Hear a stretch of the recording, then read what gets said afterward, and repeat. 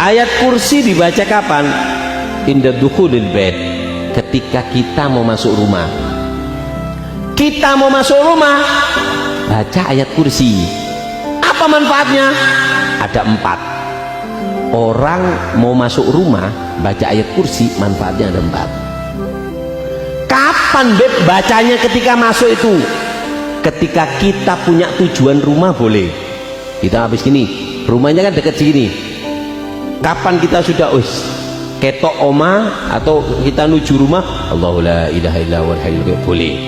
Atau ketika kita sudah ada di depan rumah, di pintu, ngelihat pintu mandek, Allahu la ilaha illa huwal hayyul qayyum. Atau sambil buka pintu masuk baca ayat kursi.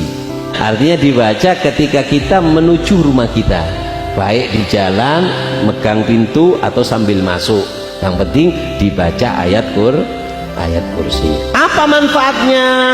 Maka manfaatnya ada 4 kalau orang baca ayat kursi ketika masuk ke rumah. 1. La yadkhuluha sahir wala sahira arba'ina yauman.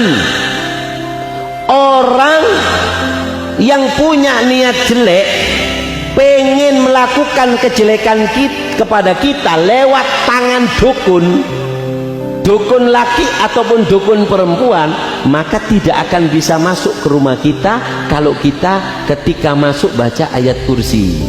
Namanya ketika membaca ayat kursi, ketika kita membaca ayat kursi, maka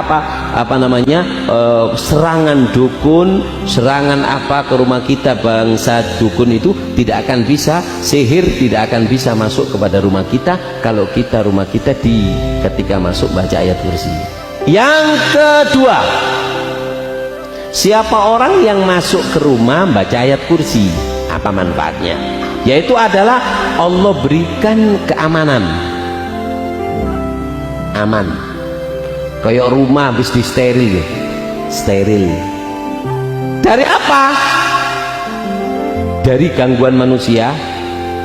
Untuk aman, ya, di rumahnya itu dikasih aman. Aman dari apa? Aman untuk dirinya dia yang baca, terus rumahnya juga aman, terus tetangganya juga aman. Yang baca ini kan yang punya rumah, yang baca aman, rumahnya Allah kasih aman, tetangganya juga Allah kasih aman. Kalau orang baca ayat kursi ketika masuk kepada rumahnya, baca ayat kursi, aman. Allahumma shalli ala Muhammad. Yang kedua, yatrudu syaitan 30 yauman, ngusir setan 30 hari. Yang keempat, as-sakinah wan nur. Orang kalau membaca ayat kursi ketika masuk rumah, keharmonisan rumah tangga itu muncul. Baca ayat kursi akan ada ketenangan di dalam rumahmu. Ketenangan itu bukan desain rumahnya yang buat tenang. Al-makan bil makin, tempat itu tergantung yang nempati. Kuburan medeni, yang kuburannya wong ahli maksiat, tapi lek kuburannya habaib teko adem. Kenapa?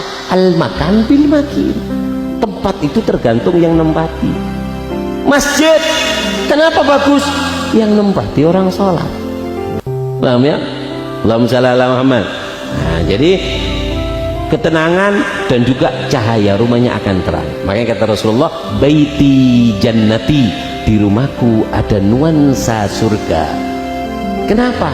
Ada zikir, ada istri yang soleha, rumahnya mewah, tidak pernah dibacakan Al-Quran, tidak pernah dibacakan ayatul kursi.